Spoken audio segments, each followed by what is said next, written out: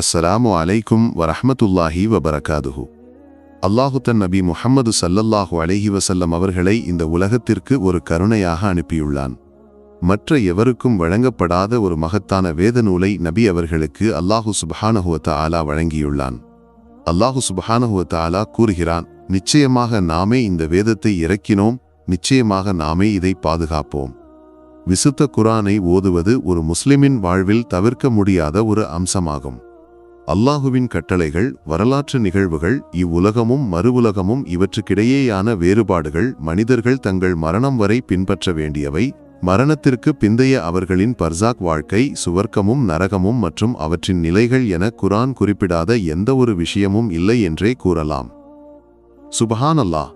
குர்ஆனின் ஒவ்வொரு வசனத்திற்கும் அதற்கே உரிய மகத்துவமும் சிறப்பும் உள்ளது. குர்ஆனில் உள்ள ஒரு அத்தியாயமான சூரத்துல் கஹ்ஃப் அஸ்ஹாபுல் கஹ்ஃப் பற்றி பேசுகிறது. அதாவது, தங்கள் இறைவனுக்காக ஒரே இறைவனான அல்லாஹுவை தவிர வேறு எவரையும் வணங்க மறுத்து எல்லாவற்றையும் தங்கள் இறைவனிடம் ஒப்படைத்து பயணம் தொடங்கிய இளைஞர்களின் கதை. இந்த அத்தியாயம் உலக முடிவு வரை உள்ள அனைத்து முஸ்லிம்களுக்கும் ஒரு பாடமாகும். இதை வெள்ளிக்கிழமை ஓதுவது சிறப்பு சுன்னத்தாகும் என்பது கூற தேவையில்லை. இந்த சூறாவில் அல்லாஹு சுப்ஹானஹு வ தஆலா குறிப்பிடும் ஒரு முக்கியமான விஷயம், மகத்தான ஹில்ர் அலைஹிஸ்ஸலாம் மற்றும் மகத்தான நபி மூசா அலைஹிஸ்ஸலாம் ஆகியோருக்கிடையேயான ஒரு சந்திப்பு. இந்த நிகழ்வை பற்றி அறியாத முஸ்லிம்கள் இல்லை என்பது உண்மை.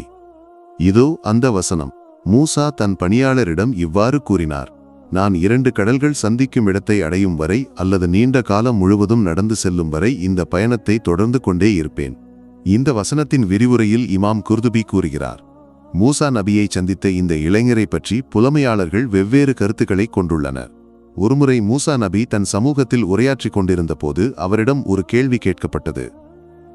அதற்கு அவர் நானே என்று பதிலளித்தாராம். அப்போது அல்லாஹு அதற்காக அவரை கண்டித்து, மஜ்முல் பஹ்ரைன், அதாவது 2 கடல்கள் ஒன்று சேரும் இடத்தில் உன்னைவிட அறிவுமிக்க என் அடியான் ஒருவன் இருக்கிறான் என்று கூறினான். அப்போது மூசா நபி அலைஹிஸ்ஸலாம், நான் அவரை எவ்வாறு அறிவேன் என்று கேட்டார். அல்லாஹு சுப்ஹானஹு வ தஆலா கூறினான், நீ ஒரு மீனை ஒரு கூடையில் வைத்து பயணம் செய்.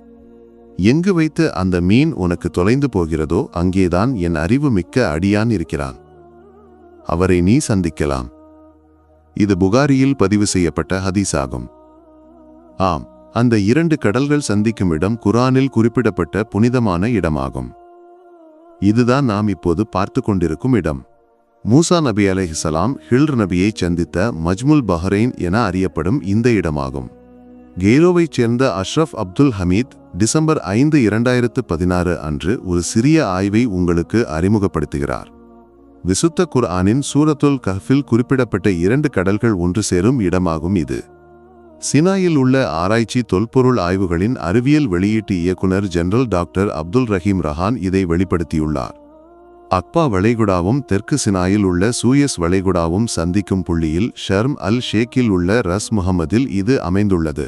செயற்கைக்கோள் படிம தொழில்நுட்பத்தை பயன்படுத்தி எகிப்திய தொல்பொருள் ஆராய்ச்சியாளர் சங்கத்தின் உறுப்பினரும் விண்வெளி புகைப்பட மிட்ரியம் உறுப்பினருமான தொல்பொருள் ஆராய்ச்சியாளர் ஹிமாதுல் அல் மஹதி நடத்திய அறிவியல் ஆய்வின்படி மூசா நபியும் ஹில் நபியும் சந்தித்த இடம் இதுவாகும்.